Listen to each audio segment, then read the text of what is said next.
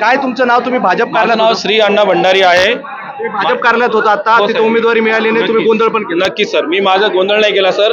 मी माझा न्याय मागण्याचा प्रयत्न केला, पण त्यांनी मला न्याय दिला नसल्यामुळे माझा जो गोंधळ पाहून मी पक्षाच्या संपर्कात आलो. अजित पवार पक्षाने गटाने माझ्याशी संपर्क केला आणि मी त्यांचा फॉर्म भरतोय. मी आता फॉर्म भरलाय तुम्ही? मी प्रभाग 22 मधनं अजित पवार गटातर्फे मी राष्ट्रवादी काँग्रेसतर्फे फॉर्म भरतोय. भाजपमधून उमेदवारी मिळाली नाही म्हणून? नाही, म्हणून मी अजित पवार गटाकडे फॉर्म भरतो. त्यांचा बी फॉर्म सुद्धा इथं आलेला आहे.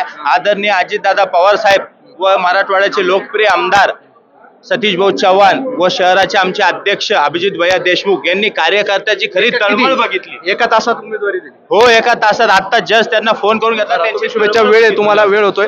नक्कीच आपण बघतोय की भाजपमधून उमेदवारी मिळाली नाही, त्यामुळे राष्ट्रवादी कार्यालयातून राष्ट्रवादी पक्षातून उमेदवारी एका तासात भाजपचा उमेदवार राष्ट्रवादीत ही जी आहे तर पळवापळवी जी आहे तर उमेदवारांची पाहायला मिळते. जो भाजपमध्ये इच्छुक होता त्याला तिथे उमेदवारी मिळाली नाही, अवघ्या काही तासात तो राष्ट्रवादीत प्रवेश करतो आणि उमेदवारी देखील मिळते. राहुल चव्हाणचा मुसुंचे, NDTV, छत्रपती संभाजी.